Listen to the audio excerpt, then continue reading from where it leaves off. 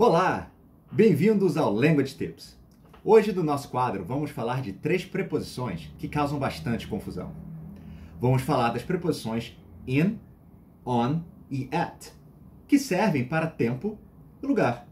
Ou seja, vamos dar uma de Einstein aqui e falar sobre o espaço-tempo. Vamos lá? Vamos então começar pelo tempo.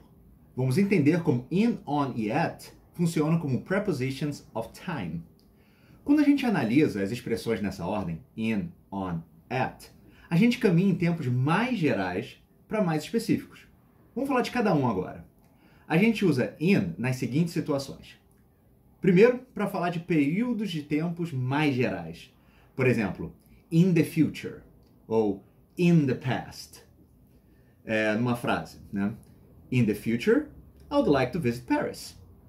Né? In the future. Don't know when. Em segundo lugar, a gente pode falar de anos, décadas ou séculos. Por exemplo, in 2010 ou in 2010, in the 90s, in the 19th century. Numa frase, my mother was born in the 70s. A very young mother.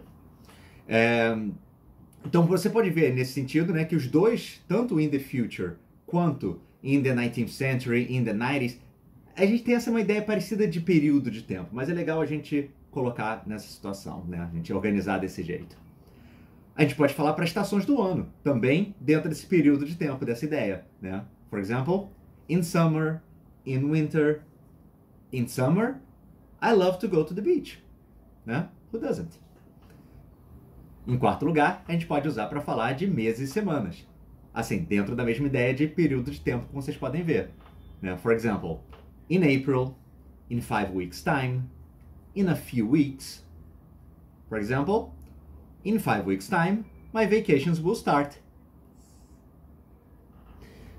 Em quinto lugar, a gente pode falar de parte do dia. Né? In the morning, in the afternoon, in the evening. No, my English classes are in the afternoon.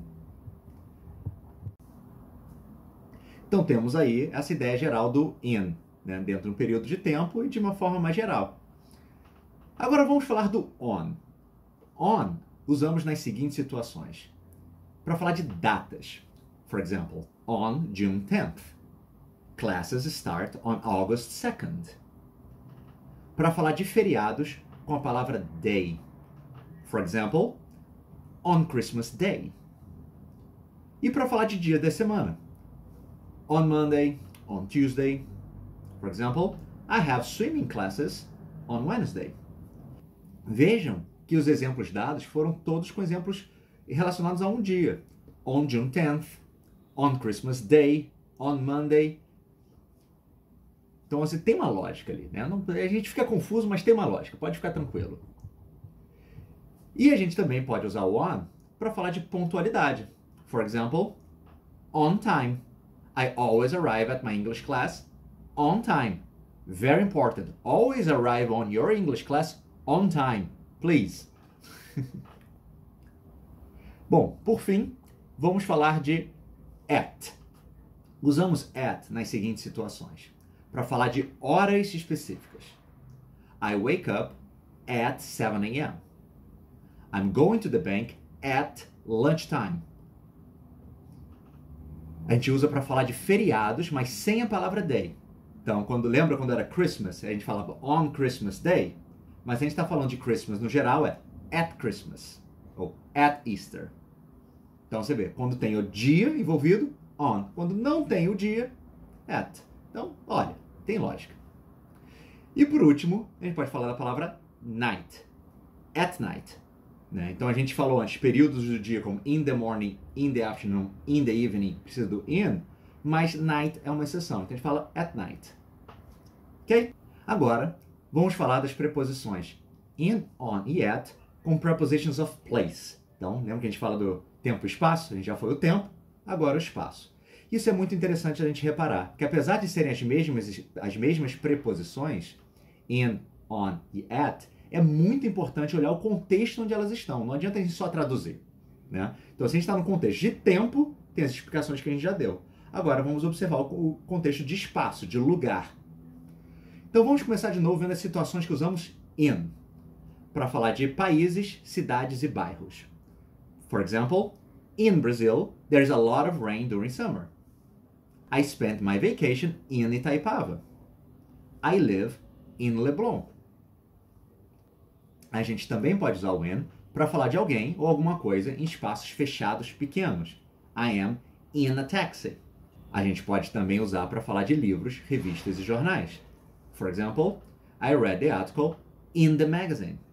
Então vejam que todas essas ideias, por mais que não sejam, pode não ser muito óbvio logo de cara, é sempre essa ideia abstrata que você está dentro de um lugar, você está dentro do país, está dentro do bairro, está dentro do táxi, está dentro da revista, não fisicamente dentro, mas as ideias estão ali dentro. Então, essa ideia abstrata de dentro de um local, fechado de alguma maneira.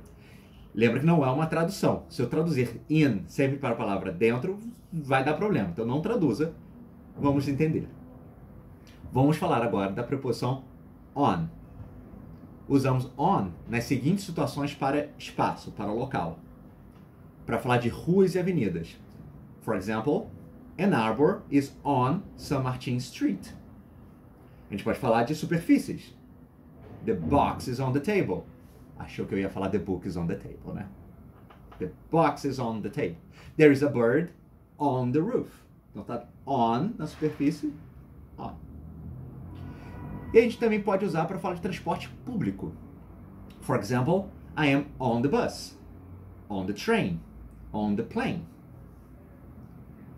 Por mais que sejam lugares fechados, isso é uma coisa da questão do transporte público, tá? Por mais que sejam lugares fechados, ainda é on the train. Por quê? Porque a língua é assim, gente.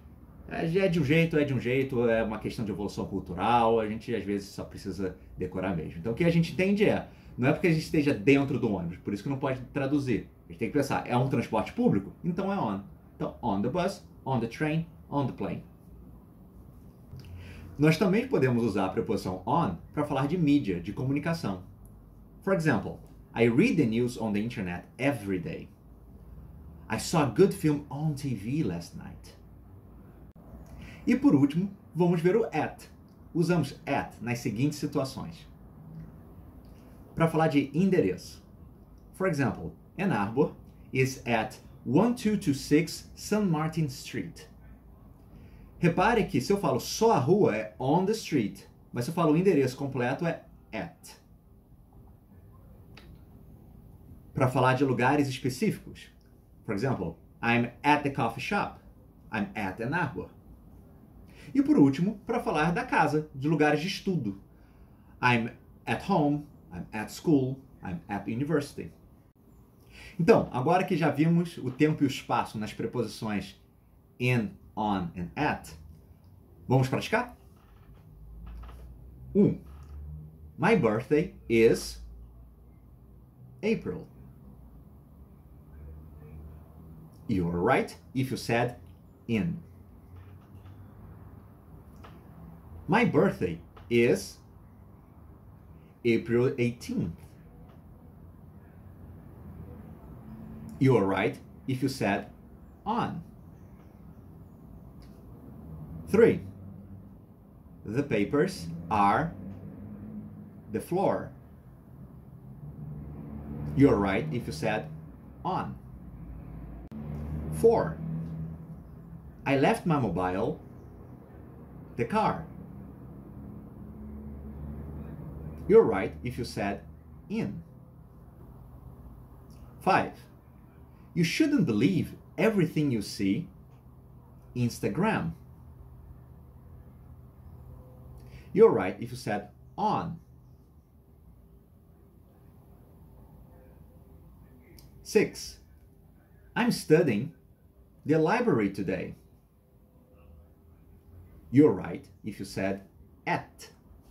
7. Our meeting will be Ann Arbor today. You're right if you said at. 8. I usually go to Ann Arbor Mondays and Wednesdays. You're right if you said on. They are leaving the afternoon. You're right if you said in. 10. Easter, I will travel to a nice hotel. You're right if you said at. 11. Easter Sunday, I will go to my mom's house. You're right if you said on. 12. I'm reading a very interesting article, a magazine. You're right if you said in. Bom, é isso por hoje. Obrigado por estar aqui com a gente. Espero que você tenha gostado do conteúdo e até o próximo quadro do Ann Arbor Language Tips.